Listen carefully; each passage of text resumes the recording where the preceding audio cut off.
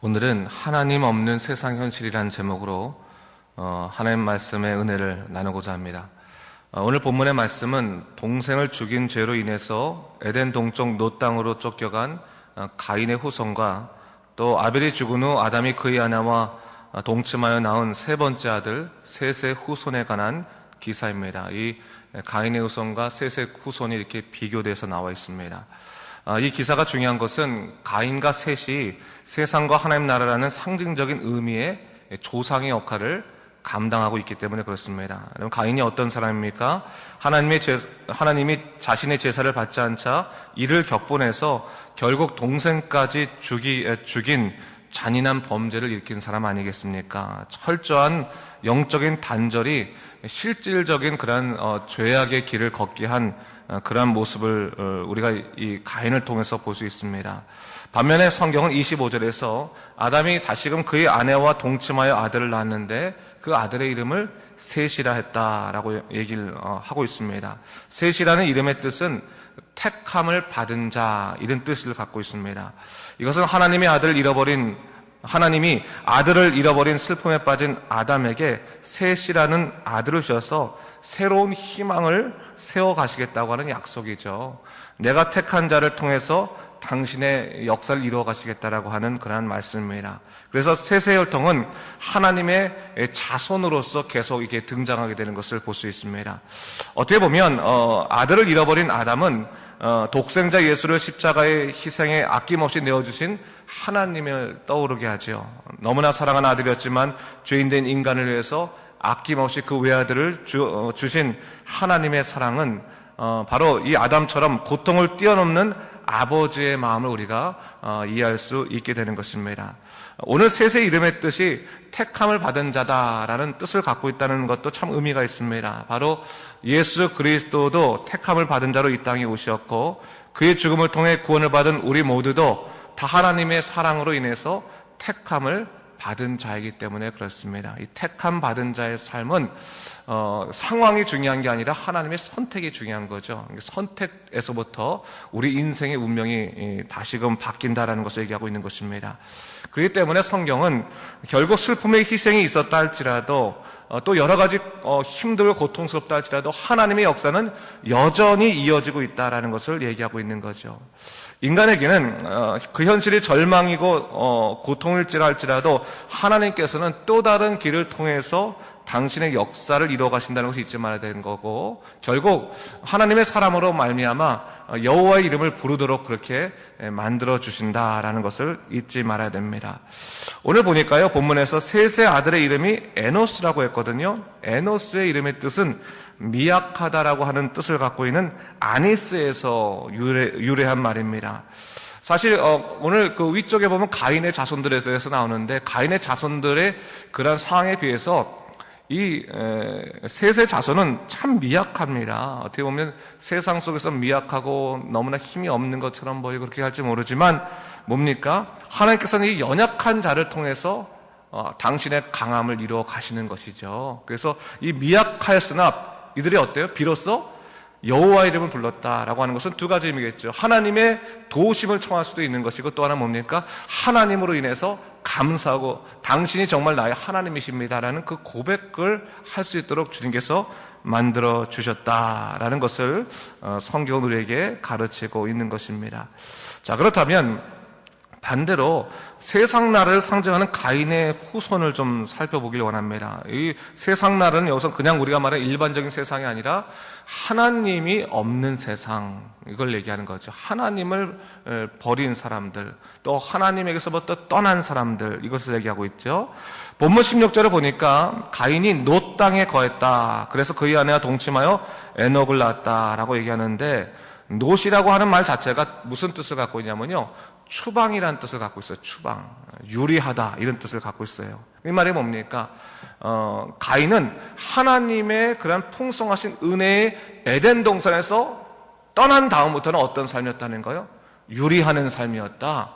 방황하는 삶이었다. 결국 추방된 삶이었다라는 것을 이야기하고 있는 것이죠. 여러분, 하나님을 떠나는 것 자체가 유리하는 삶이라는 거예요. 떠나는 삶. 그러니까 하나님을 떠나서 우리가 무엇인가 확고하게 할 수 있는 것이 없다는 거예요. 사실은 오늘 본문을 보니까 이 가인의 후손이 굉장히 이 셋의 후손에 비해서 아주 우등합니다. 아주 월등하게 이런 환경적이나 능력적인 면은 아주 뛰어난 것을 볼 수 있습니다. 그러나 그 가문 가운데 축복이 있지 않은 것은 우리가 분명히 여기서 볼 수 있다는 사실이죠. 오늘 본문을 보니까요, 에녹을 낳았는데 에녹의 후손 중에 야발은 뭐예요?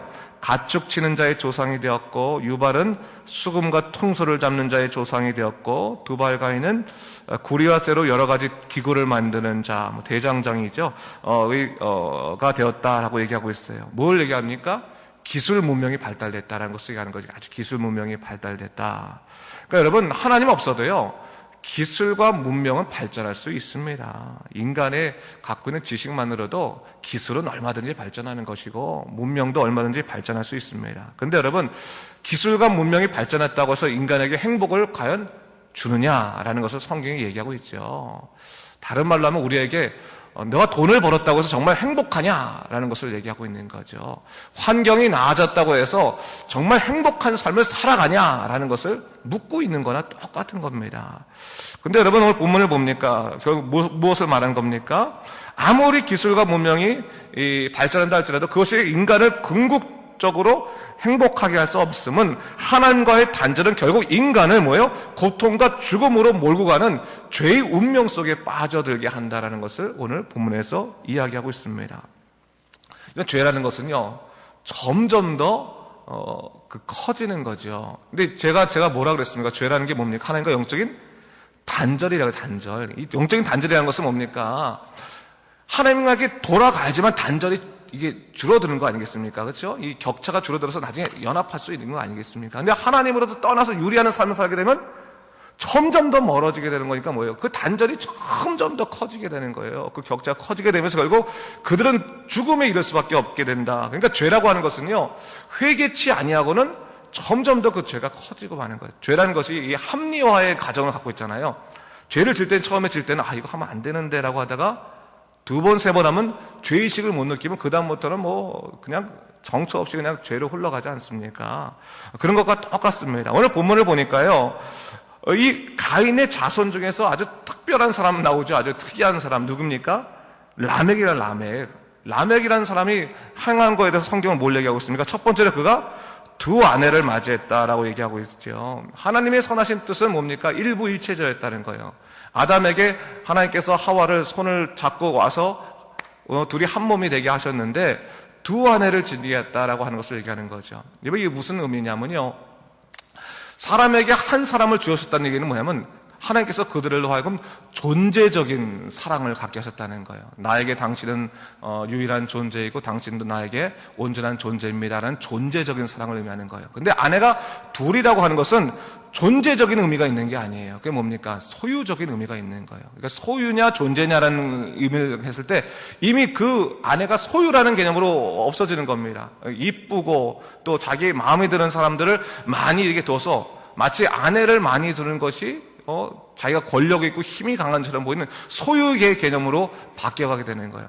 이 인간이 소유라고 하는 개념을 갖게 되는 것은 결국 뭡니까? 그 마음의 심령 가운데 욕망이 자리 잡으면서 시작되는 거거든요. 욕망이 자리 잡을 때는 그 욕망을 채우기 위해서 소유를 자꾸 이제 가져야 되는 거죠. 마음의 신앙이 자리 잡게 되면 신앙이 있는 사람들은 소유에 집착하는 것이 아니라 뭡니까? 하나님과의 존재적인 우리가 관계에 더 집중하지 않습니까? 인생이 달라지는 거거든요. 그러니까 소유에 대한 것을 하니까 이 소유를 욕망으로 갖고 있는 사람의 특징은 뭐냐면 내가 못 가지면 너도 못 가져, 이런 식의 이제 마음을 갖게 되는 거죠. 결국 그렇게 되면 뭡니까? 윤리적인 파괴가 일어나게 되는 거죠. 윤리적인 파괴. 내가 원치 아니하는 것은 다 잘못됐다는 윤리적인 파괴로 계속 이어지게 되는 겁니다. 오늘 본문을 보게 되니까 뭘 얘기 나오냐면 라멕이요, 아내들에게 이르되 뭐라고 얘기하면 아다여 실라여 내 목소리를 들으라. 라멕의 아내들이여 내 말을 들으라. 나의 상처로 말미암아 내가 사람을 죽였고 나의 상함으로 말미암아 소년을 죽였도다. 가인을 위하여 벌이 7배일지인데 라멕을 위하여 벌이 77배일지로다 했어요. 겉으로 그냥 요거 본문만 보자면 별로 문제가 없는 것처럼 느껴질지 모르지만 이게 심각한 문제가 있는 본문이다 뭐라고 볼 수 있습니다. 이게 이제 노랫구로 돼 있고 노랫구. 근데 이게 성경에 등장한 첫 번째 노래라고 보세요. 첫 번째 노래라고 볼 수 있어요. 근데 이 노래가 뭐라는 거예요? 하나님을 찬미하는 찬양이 아니었고 뭐예요? 자기의 죄를 변호하는 그런 거였다는 거예요. 여러분, 우리가 왜 노래로 만들어 부릅니까? 우리가 항상 그 마음 가운데서 이게 되새기고 또 생각 가운데 되새기기 위해서 노래로 만들어서 부르는 거거든요. 우리의 어떤 생각에다가 곡조를 붙여서 노래를 부르는 것은 그만큼 그걸 통해서 자기를 위로하고 여러 가지로 생각하게 하는 그런 기능을 갖고 있지 않습니까? 뭘 얘기하냐면요, 이 라멕이 어떠한 이유인지는 정확히 모르겠지만 사람을 죽였어요. 사람을 죽였고 또한 자기의 상함으로 인해서 소년까지 죽였다고 합니다. 그래서 학자들은 이 소년이라고 하는 것이 결국 이 동성연애로 인해서 사람을 죽인 시초일 것이다라고 보는 그러한 견해들도 참 많이 있는데, 이게 결국 뭡니까? 아이를 죽이고 생명을 죽이고 난 다음에 그가 어떻게 그것을 이제 그 결론을 맺고 있냐면, 가인을 위하여 벌이 7배일진데, 여기서 벌이 7배인 것은 가인이 하나님에게 쫓겨나기 전에 하나님, 제가 어디에 가서 유리하다가 사람들이 저를 보면 죽이지 않겠습니까? 라고 두려워서 하나님 저를 살려주십시오 라고 했을 때 하나님께서 야, 알았다, 내가 너를 해하는 자에게는 벌이 7배가 있을 것이다 라고 하는 하나님의 은총을 얘기하고 있는 거거든요. 근데 이거는 77배라는 것은 하나님의 은총이 아니라 가인도, 우리 조상 가인도 그 해하는 사람이 벌이 7배를 받았는데, 나는 누가 나를 해치게 되면, 내가 잘못하고 뭐 상관없이 나를 해치면 벌을 77배나 받을 것이다, 그런 저주가 임할 것이다 라는 것을 강력하게 얘기하고 있는 거예요. 저주를 선포하는 거예요. 저주를 선포하고 있는 거예요. 어떻게 감히 나를 공격해? 77배를 당하게 될 거야 라고 말하게 되는 거죠. 하나님과 상관없는 인간 개인의 얼마나 그 교만한 모습을 분명히 볼 수 있는 하나의 증거다라는 것을 이야기하고 있습니다. 결국 이것이 말하는 것이 뭡니까? 죄는 정말 하나님 앞에서 회개하고 용서받지 않는다면, 해결받지 않는다면 결국 인간에게의 죄라고 하는 것은 인간 스스로가 제어하지 못하기 때문에 감당할 수 없는 하나님과의 큰 단절과 또 죽음의 상황 속으로 인간 스스로를 몰고 간다라는 것을 이야기하고 있는 거죠. 이 노래를 들으면서 아멘, 정말 그렇구나, 이렇게 말할 사람은 아무도 없는 거예요. 참 어떻게 이렇게 교만할 수가 있겠느냐, 어떻게 이렇게 황당할 수가 있겠느냐라고 말하지 않겠습니까? 근데 죄된 인생은 결국 이렇게 황당하고 공감을 못 얻는 이런 것들도 스스로는 옳다라고 생각하면서 전진하게 되는 그런 인생을 살게 되는 거죠. 이게 얼마나 위험하다는 것을 알 수 있습니다. 그래서 결국 뭡니까? 하나님 없는 세상이 결국 어떠한 거냐? 아무리 기술이 발전하고 문명이 발달한다 할지라도, 우리로 따지면 아무리 돈이 많고 아무리 세상 사람들이 부러워할 만한 그런 환경을 지었다 할지라도 결국 하나님이 없는 죄된 인생은 이처럼 스스로를 교만하게 만들고 죽음의 길에 이르게 하는 그러한 그 희망 없는 인생으로 마무리되게 할 수밖에 없다라는 것을 본문을 얘기하고 있는 것이죠.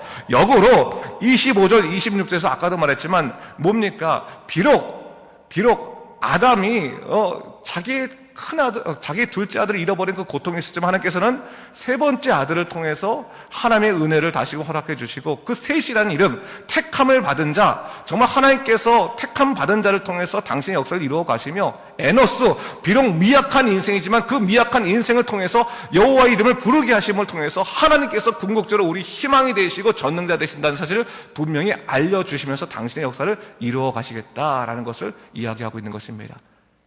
환경이 허락되지 않을지라도, 문명이 발전되지 않을지라도, 능력이 좀 떨어진다 할지라도 하나님이 택하신 인생인 가운데는 뭐가 있다는 걸, 희망이 있음을 분명히 이야기하면서 가인의 후손과 이 셋의 후손을 딱 구분해 놓으면서 하나님 없는 세상 나라와 하나님이 택함을 받은 그러한 민족과 자손들이 어떻게 다른지를 너희가 분명히 봐라.